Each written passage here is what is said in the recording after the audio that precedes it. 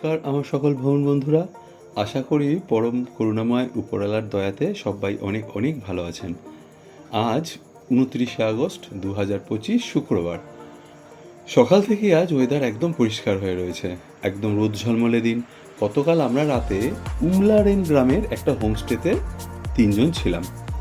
একদম সাধারণ মানের ওই বাড়িটাতে 3জনের জন্য থাকতে 2000 টাকা লাগলো। বাড়িটার মান অনুযায়ী দামটা ছিল অনেক বেশি, কিন্তু ওখানকার কাছাকাছি আর তেমন কোনো ভালো হোটেল না থাকাতে ওইখানেই আমরা রাতটা থেকেছিলাম। আর রাতে ডিনারে সবাই সামনের এক ছোটোখাটো রেস্টুরেন্টে ডিম ভাত খেয়েছিলাম 150 টাকাতে পেট চুক্তি অনুযায়ী।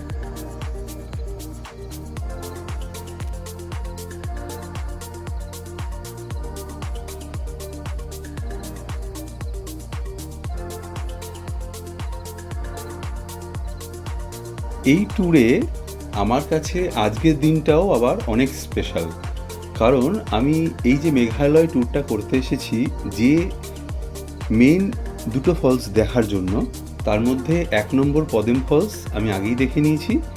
আজকে আমার সবথেকে পছন্দের দ্বিতীয় ফলস অর্থাৎ ট্যাং নফ ফলস আজকে আমরা দেখতে যাব। আজকে সকাল সকাল আমরা কিছু না খেয়েই 8টার মধ্যেই 3জনে রেডি হয়ে গাড়ি নিয়ে বেরিয়ে পড়েছিলাম। এখান থেকে কিছুটা দূরে, প্রায় 35 কিলোমিটার দূরে ওই ফলসটা রয়েছে, তাই রাস্তাতে কিছু খেয়ে নেব এই প্ল্যান করে সকাল সকাল তাড়াতাড়ি বেরিয়ে পড়েছিলাম। গোটা মেঘালয় জুড়ে যে কত হাজার ফলস রয়েছে তার কোনো নির্দিষ্ট হিসাব নিকাশ নেই। যে কোনো গন্তব্যের দিকে এগোলেই কিছু পরপরই রাস্তাতে প্রচুর নাম জানা বা নাম জানা ফলস দেখতে পাওয়া যায়। যদি সেই সমস্ত ফলসগুলো দেখে দেখে এগোনো যায় তাহলে সারা বছর লেগে গেলেও সমস্ত ফলস দেখে শেষ করতে পারা যাবে না। তাই পথে প্রচুর ফলসকে না দেখেই সামনের দিকে এগোতে লাগলাম।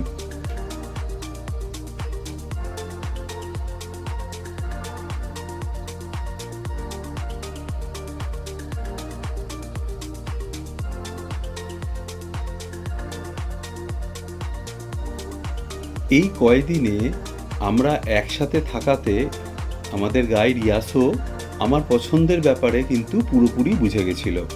তাই এক জায়গাতে এসে ও আমাকে বলল যে স্যার, এখানে একটা খুব সুন্দর ফলস আছে, চলুন এটা দেখে নিই। আর এই ফলসের কাছেই একটা খুব ভালো রেস্টুরেন্টও আছে, যেখানে আমরা সকালে টিফিনটাও করে নিতে পারবো। ভালো বা সুন্দর ফলস দেখতে পাবো এই কথা শুনে তো আমি এক্কেবারে রাজি হয়ে গেলাম সাথে সাথে সেখানে যাওয়ার জন্য। তো সেই মতো আমাদের ড্রাইভার পালে আমাদেরকে নিয়ে গেল লাঠমারো মোরাং বলে একটা জায়গায়। সেখানে আছে লাপমালা গ্রাম, সেই গ্রামের মধ্যে একটা জায়গাতে।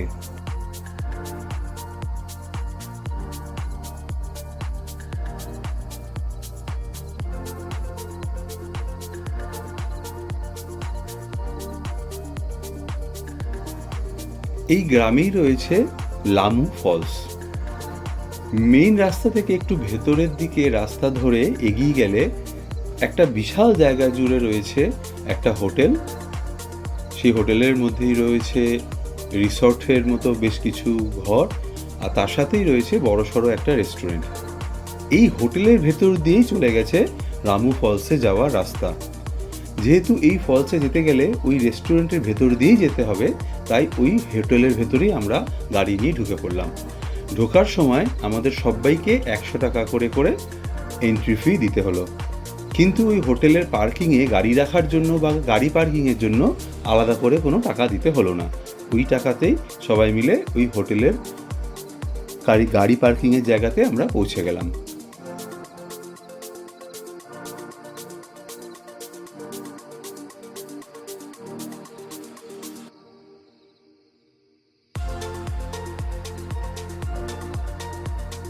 লামু ফলসে যাওয়ার আগে ভাবলাম যে ওই হোটেলের রেস্টুরেন্টে কিছু খেয়ে নিই আমরা সবাই, কারণ সকাল থেকেই তো কারোর কিছু খাওয়া হয়নি। তো সেই ভেবে রেস্টুরেন্টের ভেতরে গিয়ে মেনু কার্ডে চোখ দিতেই তো চোখ একদম ছানা বড়া হয়ে গেল। সব জিনিসের একদম আকাশ ছোঁয়া দাম। আর ওই সেই দাম দেখে ইয়াসও সাথে সাথে বলল যে স্যার এখানে না খেয়ে বরং চলুন আগে আমরা ফলস দেখে নিই, তারপর এখান থেকে বেরিয়ে অন্য কোথাও খাওয়া যাবে। আমি কিন্তু সাথে সাথেই ওর কথাতে রাজি হয়ে গেলাম, কারণ সত্যি সমস্ত রকম খাবারের দাম ছিল এখানে অনেক চড়া।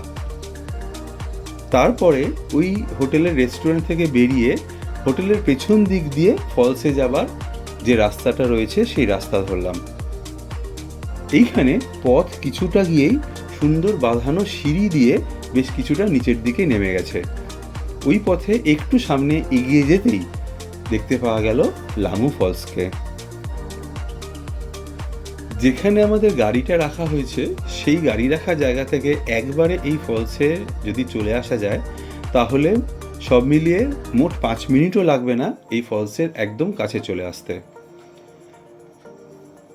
মেন রাস্তার অর্থাৎ হোটেলের সামনের রাস্তা থেকে এতটাই কাছাকাছি এই ফলসটা। আকারেও অনেকটা বড়সড় এই ফলসটা, আর অনেকটা জায়গা জুড়ে প্রচুর জল বেশ খানিকটা ওপর থেকে নিচে নেমে আসছে। আজকের দিনের দেখা প্রথম ফলস হিসাবে আমার কিন্তু বেশ সুন্দর লাগলো এই ফলসটাকে। আর এত বড় ফলস এবং এত জল থাকাতে ফলসের সৌন্দর্যটাও মনে হলো খুব সুন্দর। বর্ষাকাল বলেই এখন প্রচুর জল রয়েছে এই ফলসে।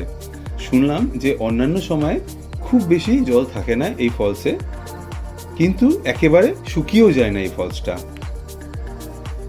বেশ কিছুক্ষণ এখানে থেকে আর তার সাথে বেশ কিছু ছবি তুলে নিয়ে তারপরে লামু ফলসকে বিদায় জানিয়ে পরের ফলসের দিকে এগিয়ে চললাম।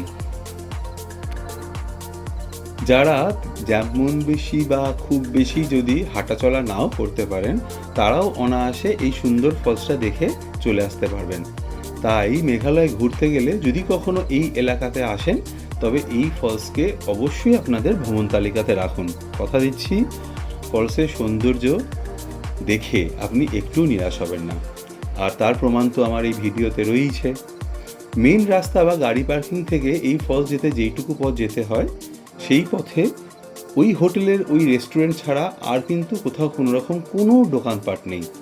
গোটা অঞ্চলের কোথাও আলাদা করে পানীয় জলেরও কোনো ব্যবস্থা নেই। এই অঞ্চলে নেই কোনো টয়লেটের ব্যবস্থাও। তবে গোটা মেঘালয়ের মতো এইখানেও আপনি ইচ্ছা করলে যেখানে সেখানেই প্রাকৃতিক ডাকের কাজ সেরে নিতে পারবেন, তার জন্য খুব একটা অসুবিধা হবে না। অবশ্য ওই হোটেলের রেস্টুরেন্টে লেডিস আর জেন্টসদের জন্য খুব ভালো টয়লেট রয়েছে। এই ফলস দেখতে গেলে অর্থাৎ ঢুকতে যাওয়ার সময় ওই প্রথমে 100 টাকা দেওয়া ছাড়া আর কোথাও কোনো রকম কোনো চার্জ দিতে হয় না। পুরো এলাকাতে মোবাইল বা ক্যামেরা নিয়ে যেতে কোথাও কোনো রকম বাধা নেই, কোথাও ছবি তুলতে আলাদা করে কোনো রকম চার্জও লাগে না। এই সম্পূর্ণ অঞ্চলেই দেখলাম জিও আর এয়ারটেলের নেটওয়ার্ক ছাড়া আর কোনো কোম্পানির কোনো নেটওয়ার্ক নেই। ফলসের কাছাকাছি থাকা প্রাকৃতিকভাবে বিভিন্ন বড় আর ছোট পাথর ছাড়া আর কোথাও কিন্তু আপনাদের বসে বা রেস্ট নেওয়ার আর কোনো রকম কোনো জায়গা নেই।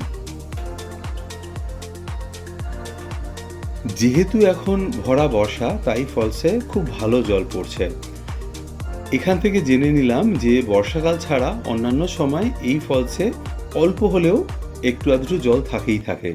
তাই এই ফলস ঘোরার সবথেকে ভালো সময় এই বর্ষাকাল হলেও বছরের অন্যান্য সময়তেও এই ফলস ঘুরতে আসতেই পারেন। তাতে হয়তো এত বেশি জল থাকবে না, কিন্তু একেবারে জল না থাকার মতো নিরাশ হবেন না। ভরা বর্ষাকাল ছাড়া বছরের অন্যান্য সময় এই ফলসের নিচের অংশে যেখানে জল পড়ছে সেখানে খুব সুন্দরভাবে স্নান করতে আর সাঁতার কাটতে পারা যায়।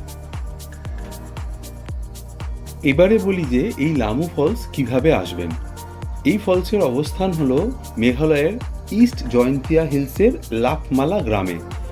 এই ফলস দেখতে চাইলে প্রথমে আপনাদের আসতে হবে শিলং থেকে বেরিয়ে লেডস্মিথ, সোহরজংখাম, মাওরংখাম, উমুলং, নহবাগ, ফারামের, তুবের, সোহরিক্স, লেড রুম্বাই পেরিয়ে এসে লাপমালা গ্রামে পৌঁছতে হবে।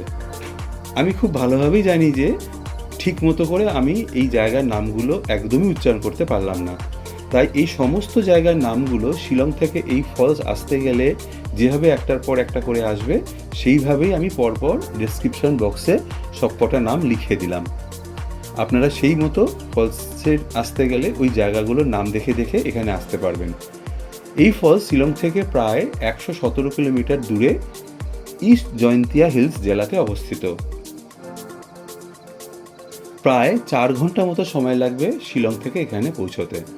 আপনারা যদি নিজেরা নিজেদের বাইক বা স্কুটি বা নিজেদের গাড়ি করে আসতে চান তো গুগলে এই সমস্ত নামগুলো দিয়ে দেখে নিয়ে রোড ডাইরেকশন মতো এখানে চলে আসার চেষ্টা করতে পারবেন। আর যদি সাথে গাইড থাকে তাহলে তো কোনো অসুবিধাই নেই, তারাই আপনাকে এই জায়গাতে নিয়ে চলে আসবে। গোটা পথটাই হাইওয়ের ওপরে হওয়াতে এই পথে অনেক জায়গাতেই পেট্রোল পাম্প, ওষুধের দোকান সহ সমস্ত জিনিসের দোকান পাওয়া যাবে। আর গোটা মেঘালয়ে হট ড্রিঙ্কস আর কোল্ড ড্রিঙ্কসের প্রচুর দোকান চারিদিকে ছড়িয়ে ছিটিয়েই রয়েছে। পথে বেশ কিছু এটিএমও পাবেন বিভিন্ন জায়গাতে। শিলং থেকে এখানে আসা পর্যন্ত পুরো রাস্তাটাই মোটামুটি খুব ভালো কন্ডিশনে রয়েছে, কেবলমাত্র অল্প 2-1টা জায়গা বাদ দিলে। আমার এই মেঘালয় ট্যুরের প্রত্যেকটা ভিডিওতে আমি এই কথাগুলো প্রত্যেকটা ভিডিওতে বারবার বলছি, এই যে আমার এই ট্যুরের গাইড ইয়াসো আর আমার এই ট্যুরের গাড়ি ড্রাইভার পালের কোনো রকম কোনো তুলনা হবে না। কোনো ট্যুর ভালো হবে না খারাপ হবে সেটা সম্পূর্ণরূপে নির্ভর করে সেই ট্যুরের গাড়ি ড্রাইভার আর সেই ট্যুরের গাইডের ওপরেই। এরা দুজনেই প্রথম দিন থেকে শেষ দিন পর্যন্ত যেভাবে আমাকে সব রকমভাবে হেল্পিং আর গাইডিং করেছে তাতে আমি ওদের ওপরে এক কথাতে অভিভূত। আমি ওদের দুজনেরই নম্বর ডেসক্রিপশন বক্সে দিয়ে দিয়েছি। আপনাদের কোনো দরকার পড়লে বা আমি বলতে পারি একদম নির্দ্বিধাতে যে কোনো প্রয়োজন ওদের সাথে যোগাযোগ করে নিশ্চিন্তে মেঘালয়ের যে কোনো জায়গাতে আপনারা ঘুরতে চলে যেতে পারেন। তো এই ছিল আমার লামু ফলস ভ্রমণের খুঁটিনাটি সমস্ত তথ্য। আশা করি আমি এখানে সমস্ত তথ্যই আপনাদেরকে জানাতে পারছি।